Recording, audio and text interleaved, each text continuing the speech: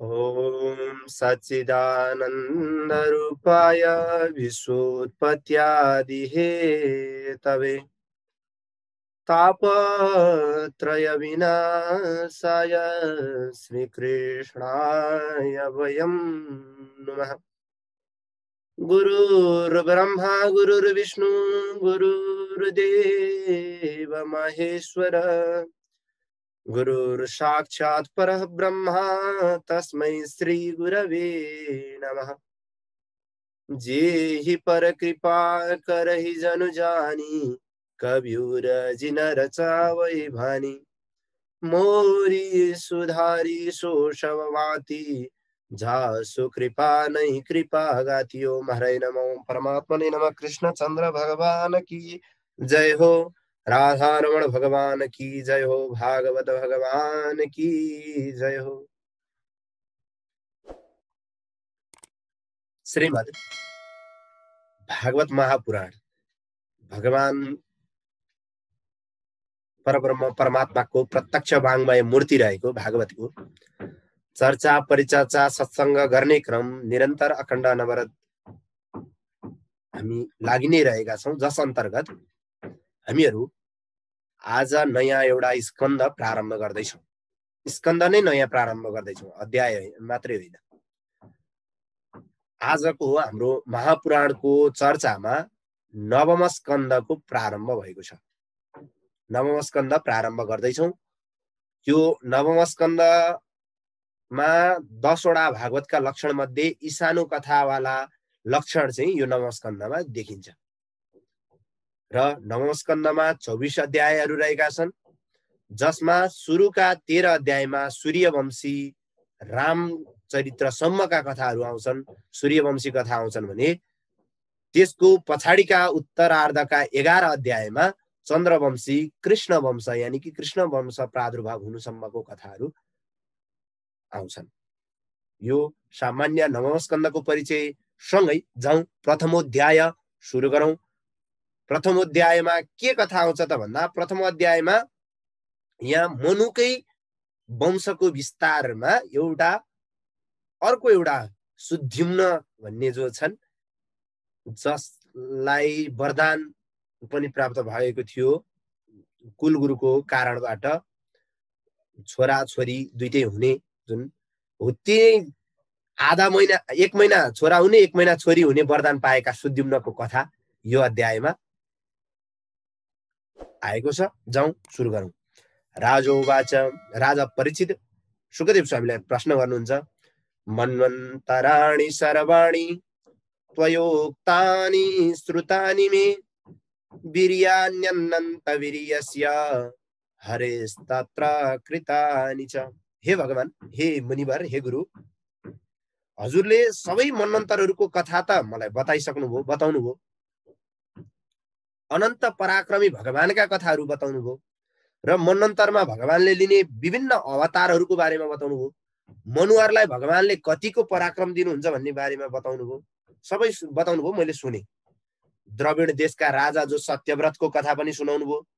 उनले चाहिँ मात्स्य अवतार भगवानको दर्शन गर्न पाएको, त्यो दर्शन उहाँको सेवाबाट आत्मज्ञान पाएको यो कथा पनि त हजुरले सुनाउनुभयो, त्यो पनि मैले सुने। सूर्यपुत्र जो सत्यव्रत थिए, तिनै सत्यव्रत नै यस कल्पमा मनु बनेका थिए, त्यो कुरा पनि सुन्न पाइयो। यिनै मनुका जो पुत्रहरू छन्, इक्ष्वाकु आदि राजाहरूको वर्णन पनि हजुरले गरिसक्नुभयो, मैले त्यो पनि सुने। हे ब्रह्मज्ञ, हे गुरुदेव, अब म वैवस्वत मनुको वंश र त्यो वंशमा उत्पन्न भएका विभिन्न राजाहरू, तिनका चरित्रहरू, तिनले चाहिँ के भगवानको गरे भन्ने कुरा चाहिँ मैले चाहिँ सुन्ने इच्छा छ। त्यो कथा मलाई बताउनुहोस्।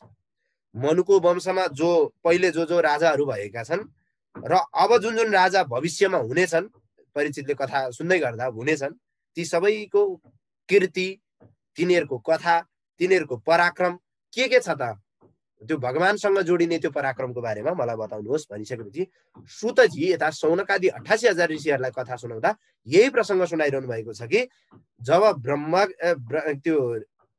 ब्रह्मज्ञ ऋषि जो हुनुहुन्छ सुखदेव स्वामीलाई राजा परीक्षितले यस्ता प्रकारले प्रश्न गरिसकेपछि वास्तविक धर्मको रहस्यलाई जान्नेवाला बुझ्नेवाला जो सुखदेव हुनुहुन्छ, उहाँले चाहिँ अब यो परीक्षितको प्रश्नको उत्तर दिन थाल्नुभयो। श्री शुक उवाच श्रूयतां मानवो वंशः प्राचुर्येण परन्तप न शक्यते विस्तरतो वक्तुं वर्षशतैरपि। हे परीक्षित, सयौं वर्षसम्म पनि वर्णन गरेर जुन वंशको वर्णन गर्न सकिँदैन, त्यो वंश जुन मनुवंश छ त्यसको संक्षेपमा कथामा छोटोमा म कथा तिमीलाई भन्छु, त्यो सुन। के त भन्दा जुन भगवान सबै प्रकारका प्राणीहरूको, यहाँ उचो निचो ठुलो सानो कसैलाई भेदभाव नगरिकन, परावरेशम भने के हो भन्दा कसैको पनि भेदभाव नगरिकन सबैको आत्मा रमण बन्नुहुने भगवान, सबैको आत्मामा रहनुहुन्छ जो भगवान, जो भगवान त्यसरी रहनुहुन्छ, तिनै पुरुषोत्तम भगवानकोले चाहिँ प्रलय कालमा जो जगतलाई चाहिँ आफूभित्रै लीन गराउनुहुन्छ, फेरि आफैले सृष्टि गर्नुहुन्छ र फेरि आफैले नै पालन गरेर आफैमा लीन गराउनुहुन्छ। भनेको संसारको सृष्टि स्थिति संहारकर्ता भगवान उनै मात्रै हुनुहुन्छ, बाँकी रहेको कसैको पनि केही सामर्थ्यता चल्दैन। यो कुरा हामीले पहिला पनि पढिसकेका छौँ र पहिल्यैदेखि भागवतले यो कुरा जगजोर गर्दै आएको छ कि सृष्टि सुरु हुनुभन्दा अगाडि पनि उनी ब्रह्म तत्त्व हुनुहुन्थ्यो, सृष्टिको मध्यमा पनि उनी ब्रह्म तत्त्व हुनुहुन्छ र सृष्टिको उत्तरार्ध सृष्टिको पछाडि पनि उनी ब्रह्म तत्त्व हुनुहुन्छ भन्ने कुरा वर्णन गरिएको छ। यसलाई उदाहरणको रूपमा माटोको घडा, यानि कि माटोबाट घडा बन्छ, घडा बनेपछि पछि माटोमै गएर मिल्छ। यही सृष्टि चाहिँ माटोको माटै रहन्छ, माटोले आकृतिको रूपमा घडा लिन्छ, फेरि पछि गएर माटोमै मिल्छ। भगवानको सृष्टि पनि यस्तै हो। अब माटोको घडा देख्दा देख्दै यहाँ माटो छ, यो माटोमा कति हो भनेर कसैले त सोध्दैन, यो घडाको कति हो भनेर सोध्छ। त्यहाँ माटो भएको आवाज त कसैलाई हुँदैन। हो यही हो, कुमालेले आफैले जालो सृष्टि गर्छ र आफैले त्यो विस्तार गर्छ, बढाउँछ अनि आफैले आफूमा लीन गर्छ त्यो जालो। हो यस्तै तरिकाले यो संसार सृष्टि भएको छ भन्ने कुरा हामीले बारम्बार यो भागवतमा पढ्दै आएको छौँ। यही कुरालाई फेरि यो 8औं श्लोकले पनि बताए। 9औं स्कन्धको पहिलो अध्यायको 8औं श्लोकले पनि यही कुरालाई बताए। हे महाराज परीक्षित, भगवानको नाभिबाट सुवर्णमय जुन कमलको फूल उत्पन्न भएको थियो, त्यो कमलमा चतुर्मुखी ब्रह्माजी प्रकट हुनुभयो र ब्रह्माजीको मनबाट मरीचि आदि पुत्र जन्मिए। मरीचिको पुत्र कश्यप भए। कश्यपकी पत्नी दक्षकी पुत्री जो अदिति थिइन्, उनीबाट विवस्वान यानि कि सूर्यदेवको जन्म भयो। सूर्य चाहिँ जन्मिनुभयो। यो कथा प्रसङ्ग पहिला पनि पढेको हो, अहिले पनि जोडिँदै आएको छ। वंश विस्तार जोडिने क्रममा नारायणदेखि नै जोड्दै आएको छ। यही कुरा हामीले पहिला पनि पढिसकेका छौँ। हे परीक्षित, विवस्वान जो छन्, विवस्वानले आफ्नी पत्नी संज्ञा, विवस्वान भनेको सूर्यदेव नाममा नजुकिनु होला, आफ्नी पत्नी संज्ञा जो छन् उनीबाट श्राद्धदेव नाम गरेका मनुलाई जन्म दिए, जसलाई वैवस्वत पनि भन्ने गरिन्छ। ती श्राद्धदेवले श्रद्धा नामकी पत्नीबाट 10वटा पुत्र जन्माउनुभयो। 10वटा पुत्रको नाम के हो भन्दा इक्ष्वाकु, नृगशर्याति, दिष्ट, धृष्ट, करुषक, नरिष्यन्त,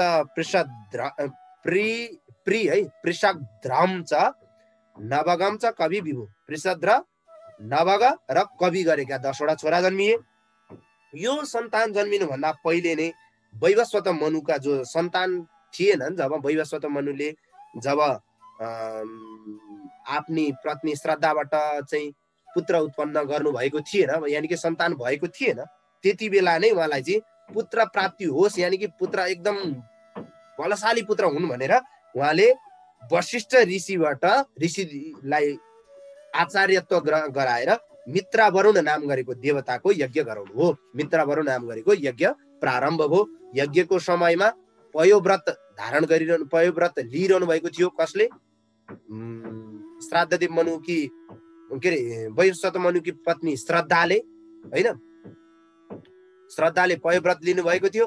त्यही पयोव्रत लिइरहेकै बेला पयोव्रत लिइरहनु भएको थियो, यज्ञ चलिरहेको थियो।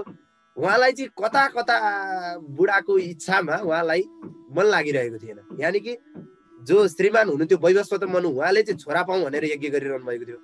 अनि कता कता ती श्रद्धालाई त्यो जसले प्रयोगबाट बसिरहेकी छिन्, जो वैवस्वत मनुकी पत्नी छिन्, उनलाई चाहिँ होइन छोरी पाउने पाए नि हुन्थ्यो भन्ने विचार गरेर अनि त्यो होम गर्ने होता जो हुनुहुन्छ उनीहरूलाई चाहिँ गएर तपाईँहरू चाहिँ मेरो लागि चाहिँ मेरो इच्छा के छ भनेदेखि छोरी पाउने छ, हजुरहरूले मेरो लागि चाहिँ छोरी चाहिँ हुने मन्त्र पढिदिनु पर्यो लौ न गुरु भनेर होतालाई गएर कान फुकी चाहिँ श्रद्धाले। अब होला केही लोभ देखाइन अथवा देखाइनन्, अथवा होताले के अरे यजमानले चाहिँ यजमानलाई चाहिँ यज्ञपति भनिन्छ यजमानलाई। अब यज्ञको मालिकले नै त्यो आदेश दिइसकेपछि अरू त आदेश अनुसार काम गर्ने, त्यही भएर अनि आदेश अनुसार काम सुरु भयो। अध्वर्युद्वारा चाहिँ यज्ञ प्रेरणा गरिरहेका ती होता हवन गर्नलाई चाहिँ हवि लिएर एकाग्र भएर यजमानकी पत्नी जो श्रद्धाले जुन छोरी उत्पन्न गर्न भन्नु भएको थियो त्यही अनुसार चाहिँ हवन गरिदिनु भयो र बसटकार सहित उच्चारण पूर्वक ल छोरी होस् भनेर हवन गरिदिनु भयो। होताको त्यो भयो। केही समय पछाडि जब बच्चा जन्मियो, बच्चा त छोरो नजन्मेर छोरी नै जन्मियो। अब पुत्र प्राप्तिको लागि यज्ञ गराएका थिए श्राद्धदेव मनुले। अब जन्मिन्छ छोरी यानि कि पुत्री।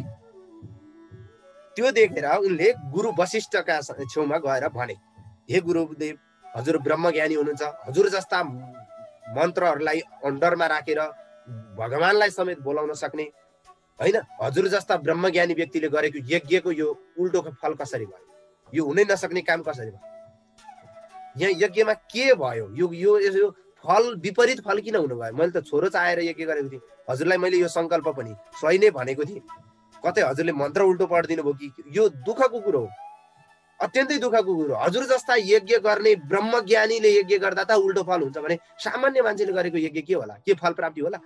यो त भएन। यो त साह्रै, यो वैदिक कर्म गर्दा पनि विपरीत फल यो नहुनु पर्ने काम भयो। यो यसको कारण के हो? मन्त्र या मन्त्रको अर्थ या त्यसको चाहिँ उचित प्रयोग भएन कि? अब भनौँ भनेदेखि हजुर त यो कुरामा सर्वज्ञ हुनुहुन्छ, फेरि मन्त्रको अर्थ मन्त्रको प्रयोग गर्ने कुरामा अथवा जितेन्द्रिय पनि हुनुहुन्छ। यी कुराहरू सबै हजुरले एकदम भली भाँति जान्नु भएको छ भने यो देवताहरूले चाहिँ देवताहरूमा चाहिँ असत्यता झुटो भए जस्तै गरेको सङ्कल्पमा चाहिँ कसरी यो झुटो पैदा हो? देवताहरूले झुटो बोलिदिन्छन् बेला बेला, त्यस्तै यो के गरी भयो? यो झुटो कसरी भयो? यस्तो सुनिसकेपछि, यस्तो यो श्राद्धदेव मनुको यस्तो वचन सुनिसके पछाडि परीक्षितका हजुरबुवाको वशिष्ठ, ध्यान दिइरहनु होला, यहाँ परीक्षितको हजुरबुवा भनेर के अरे सरी परीक्षितका होइन, सुखदेव स्वामीका प्रपितामह भनेर यो श्लोकमा भनिएको छ 19औं श्लोकमा। हेर्नुहोस् त, भगवान प्रपितामह भनेको सुखदेव स्वामीका हजुरबुवा जो वशिष्ठ हुनुहुन्थ्यो, उहाँले विचार गर्नुभयो, ओहो के पो भयो त भनेर यसो ध्यान दृष्टिले हेर्नु भएको। उहाँले थाहा पाइहाल्नुभयो होताले चाहिँ गडबड गरेछन्, महाराज क्षमा पाऊ भनेर श्राद्धदेव मनुको अगाडि भन्नुभयो। यो होताले गडबड गरेछन्, होताको दोष भएछ, होताको दोषको कारण यज्ञमा तपाईँले जुन सङ्कल्प गर्नुभएको थियो त्यो सङ्कल्पको विपरीत फल भयो। अब चिन्ता नगर्नुहोस्, म मेरो तपोबल सिद्ध्याएर भए पनि तपाईँलाई छोरै नै दिनेछु।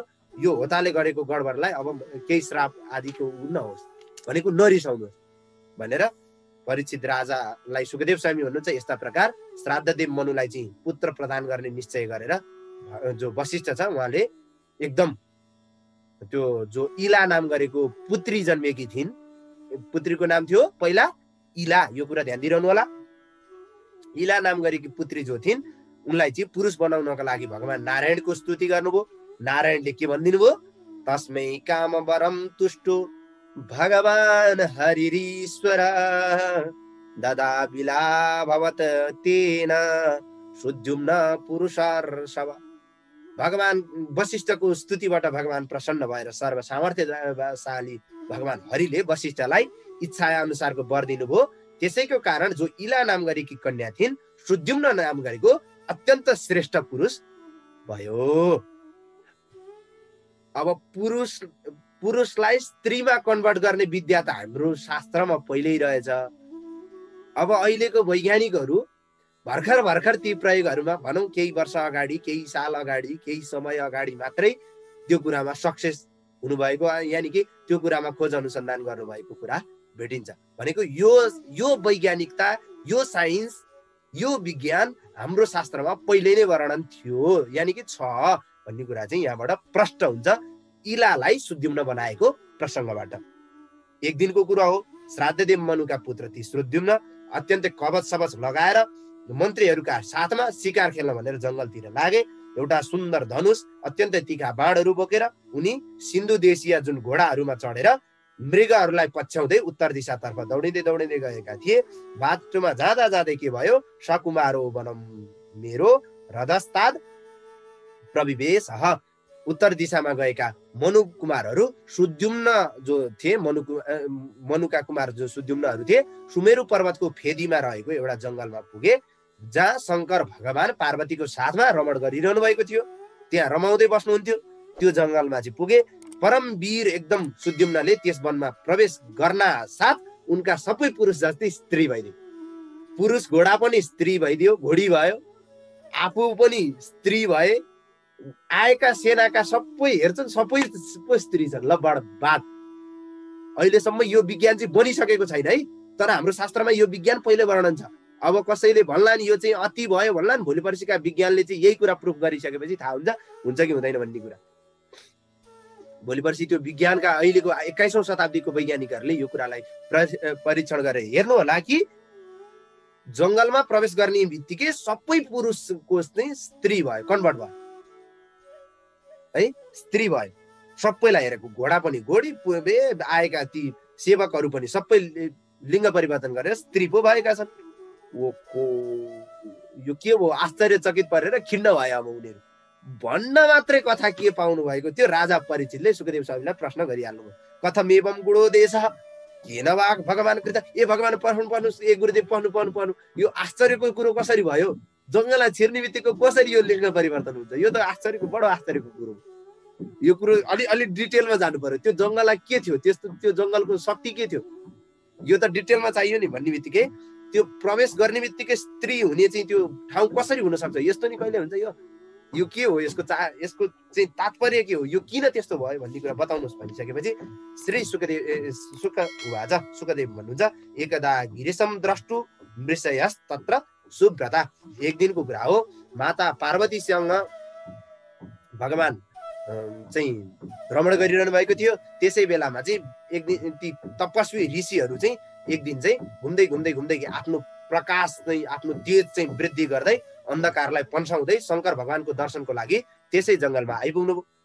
अब अचानक ऋषिहरू आइदिनु भयो।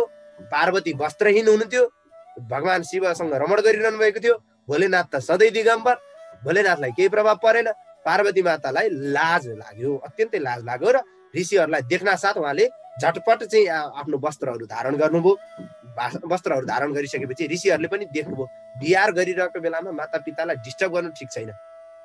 क्रीडा गरिरहनु भएको बेलामा कहाँ अब यो बस्न उचित समय होइन, जाउँ फर्केर भनेर त्यहाँबाट फर्केर भगवान भोलेनाथको त्यो जुन जङ्गल बस्नुभएको रमण गरिरहनु भएको ठाउँबाट फर्केर वैकुण्ठ नारायण भगवानको आश्रमतर्फ जानुभयो।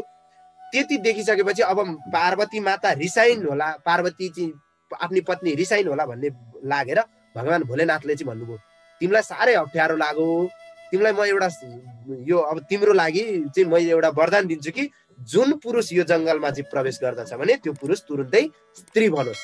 मैले यो जङ्गललाई यो श्राप जस्तो भनौँ अथवा वरदान जस्तो भनौँ, तिम्रो लागि, तिमी र म रमण गर्ने यो जङ्गलमा यदि कुनै पनि स्त्री चाहिँ प्रवेश गर्छ भने त्यो चाहिँ के अरे पुरुष चाहिँ प्रवेश गर्छ भने त्यो चाहिँ स्त्री होस् भनेर भनिदिनु भयो। पार्वतीलाई खुसी बनाउनको लागि भगवान शङ्करले यस्ता प्रकारको त्यो व्यवस्था मिलाइसकेपछि पुरुषहरू स्त्री हुने डरले त्यो जङ्गलमा कोही पनि जाँदैन थिए। सुद्युम्नजी कहाँबाट अब थाहा नपाएका उनी घुम्दै गएका थिए। त्यहाँबाट त्यति स्त्री भइसकेपछि पनि उनीहरू घुम्न थाले। अब कथा प्रसङ्ग त्यहीँ गएर जोडियो जहाँ गएर उनीहरू चिन्तित भएका थिए। अघि न स्त्री भए, के भयो उनीहरू आश्चर्यचकित परे, वनमा घुम्दै जान लागे। त्यसपछि घुम्दै गइसकेपछि स्त्रीहरूका साथमा अत्यन्त घुमिरहेको बेलामा एउटा कुटीको वरिपरि घुमिरहेका थिए परम सुन्दरी स्त्री। त्यो कुटी कसको रहेछ भने बुधको रहेछ। बुध त्यहाँ तपस्या गरेर कुटी बनाएर बसेका रहेछन्। ती इला, अब त्यो जुन इलालाई सुद्युम्न बनाएको थियो फेरि इला भइसकेकी छिन्, स्त्री भइसकेकी छिन्। इलालाई चाहिँ अब वशिष्ठले तपोबलले बनाएको। हेर्नुहोस्, गुरुले चाहनुभयो भने के हुँदैन, गुरुले चाह्यो भने त्यहाँ त्यस्तो पनि हुँदो रहेछ। अस्ति स्त्रीलाई देखेर ती बुधा चाहिँ के भए, ओहो यिनीसँग घर जम गर्न पाए त कति राम्रो हुन्थ्यो भनेर बुधाले सोचे। अत्यन्तै स्त्रीलाई देख्ने बित्तिकै बुधाको मन चञ्चल भयो। ती सुन्दरी जो स्त्री थिइन् इला, तिनले पनि बुधालाई चाहिँ आफ्नो पतिको रूपमा स्वीकार गर्ने पाएदेखि हुन्थ्यो भन्ने भयो। भनेको एक अर्कामा चाहिँ अब परस्परमा लभ चल्न थाल्यो। लभको सिस्टम अहिले होइन रहेछ, पहिलेदेखि रहेछ भन्ने कुरा विज्ञान यहाँबाट पनि थाहा हुन्छ। पहिले त्यहाँ एकअर्कासँग चाहिँ मन मिल्यो, उनीहरूले चाहिँ बिहा गरे, उनीहरूबाट एउटा पुरुरवा नाम गरेको छोरो जन्मियो बुध र इलाबाट। ध्यान दिइरहनु होला, यो पुरुरवाको कथा पछाडि जोडिन्छ। पुरुरवा जन्मियो बुध र इलाको संसर्गबाट। यहाँ भइसके पछाडि यसरी स्त्रीको रूपमा रहँदा रहँदै एक दिन श्राद्धदेव मनुका छोरा सुद्युम्नले चाहिँ, जो इला थिए, उनले चाहिँ यसो विचार गरे, मलाई त गुरुले चाहनुभयो भने त मेरो सबै उद्धार हुन्छ। ओहो भएन, यो स्त्रीको रूपमा बसेर त भएन भनेर चाहिँ वशिष्ठको स्मरण गरे। वशिष्ठको स्मरण गरेर चाहिँ उनले, सुद्युम्नले आफूलाई स्मरण गरेको थाहा पाएर वशिष्ठ त्यो ठाउँमा आउनुभयो।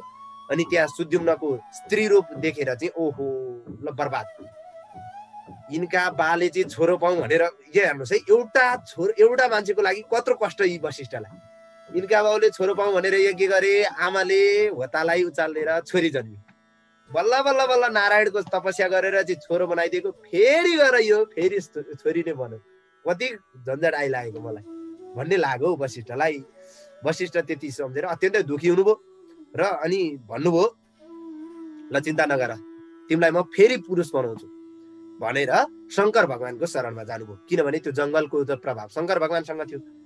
अनि शङ्कर भगवानको छेउमा गएर चाहिँ शङ्कर भगवानको स्तुति गर्नुभयो। वशिष्ठको स्तुतिबाट भगवान प्रसन्न हुनुभयो। शङ्करजीले चाहिँ वशिष्ठलाई चाहिँ इच्छाएको वर पुरा गरिदिन्छु भनिसकेपछि विचार गर्नुभयो। अब वशिष्ठले चाहिँ इलालाई चाहिँ सुद्युम्न बनाउन खोजेका छन्, पुरुष बनाउन खोजेका छन्। अब फेरि जङ्गलको नियम के छ, जङ्गलको नियम त जो प्रवेश गर्छ त्यो स्त्री नै हुनुपर्छ। ओहो शङ्कर भगवानले विचार गर्नुभयो, जङ्गलको नियम पनि तोडिनु भएन, किनभने त्यो जङ्गलमा त शिवजीकै वरदान छ, शिवजीकै श्राप छ भनौँ। अब वशिष्ठको तपस्या पनि खेर जानु भएन। दुइटै कुरालाई जोगाइराख्न के गर्ने त, अब दुइटैलाई चाहिँ जोगाउनलाई चाहिँ के गर्ने त भन्दा शिव भगवान शङ्करले भन्नुभयो, मासम पुमान स भविता मासम स्त्री तव गोत्रजः इत्थं व्यवस्थया कामम सुद्युम्नो वतु मेदिनीम। हे वशिष्ठ, जो तिम्रो यो यजमान छ, यो जो सुद्युम्न इला भयो कि इलालाई सुद्युम्न बनायो कि यो यजमान जो छ, अहिले यिनी स्त्री छन्, यानि कि इला छन्। अब यिनलाई म एउटा के वरदान दिन्छु भने 1 महिना यो स्त्री होस्, 1 महिना पुरुष होस्। 1 महिना के होस्, स्त्री होस्, 1 महिना पुरुष होस्। यिनलाई यो मैले वरदान दिएँ। यही व्यवस्था अनुसार सुद्युम्नले आफ्नो राज्य, पृथ्वीको रक्षा, भोग चलन जे गर्नु छ गरून्। ल हेर्नुहोस्, यो विज्ञान पनि हाम्रो शास्त्रमा पहिल्यै वर्णन छ। भोलिका साइन्सहरूले चाहिँ यो विज्ञान पत्ता लगाएर चाहिँ यो हामीले नयाँ आविष्कार गर्यौँ भन्नुभन्दा पहिल्यै पनि हाम्रो शास्त्रमा यो विज्ञान वर्णन छ। यो विज्ञान हो, यो असम्भव छैन।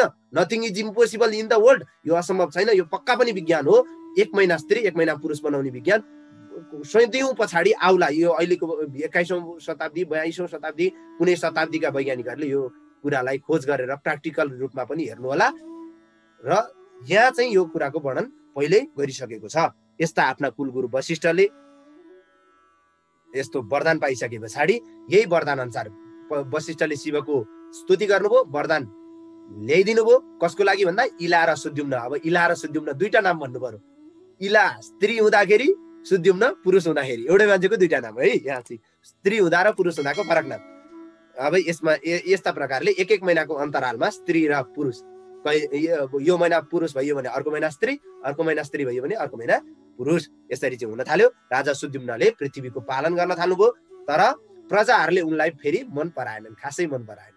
कहिले स्त्री भएको छ, कहिले पुरुष भएको छ, राज्य पनि के चलाएछ, केले चलाएछ, प्रजाहरूलाई खासै चित्त बुझ्दो भएन। अब तिनै सुद्युम्नका 3वटा अरु सन्तान जन्मिए। अरु सन्तान किन भनेको मैले भनेदेखि सुद्युम्नले इलाको रूप लिँदाखेरि बुधसँग पहिले एउटा सन्तान जन्माइसकेका छन्, त्यसैले अरु भनेको शब्द मैले यहाँ यो भएर प्रयोग गरेँ। ती 3वटा छोराको नाम हो उत्कल, गय र विमल गरेका 3वटा सन्तान जन्मिए, जो धर्ममा अत्यन्तै प्रेम गर्दथे। यिनीहरूले दक्षिणतर्फका देशहरूलाई चाहिँ राजा बनेर राज्य सञ्चालन गरे। समय बित्दै गइसकेपछि अब सुद्युम्न पनि अलिक बुढा भए र यिनले बुधबाट जन्मिएको, बुध र इला हुँदा, आफू इला हुँदा जन्मिएको, संसर्गबाट जन्मिएको पुरुरवा जो थिए उनलाई चाहिँ राज्य सुम्पिएर आफू पनि जङ्गलतर्फ गए को सुद्युम्न। यसरी छोराहरूलाई राज्य सुम्पिएर जङ्गलतर्फ गएको सुद्युम्नको पुरुषलाई स्त्री बनाउने, स्त्रीलाई पुरुष बनाउने विज्ञान हाम्रो शास्त्रमा पहिल्यै रहेको वर्णन गरिएको मनु, श्राद्धदेव मनु यानि कि वैवस्वत मनुको वंश विस्तार गरिएको यो अध्याय इति श्रीमद् भागवते महापुराणे पारमहंस्यां संहितायां नवमस्कन्धे इलोपाख्याने प्रथमोध्याय। इलोपाख्यान गरिएको, इलाको उपाख्यान, सुद्युम्नको उपाख्यान जे भने पनि यो गरिएको वर्णनलाई यही टुङ्ग्याउँदै होताले चाह्यो भने, यजमानले चाह्यो भने, गुरुले चाह्यो भने यहाँ के कस्ता कर्म हुन सक्दा रहेछन् भन्ने उदाहरण प्रस्तुत गरिएको यो अध्याय पूज्य गुरुवरका चरण कमलमा र भागवत भगवानका चरण कमलमा विश्राम। ओम अस्तु परिपूर्णम। श्रीकृष्ण अर्पणमस्तु। यस्तै भिडियोहरूको लागि हाम्रो च्यानललाई सब्स्क्राइब गर्नुहोस् र फर्स्टमा भिडियो हेर्नको लागि बेल आइकनलाई अन गर्नुहोस्।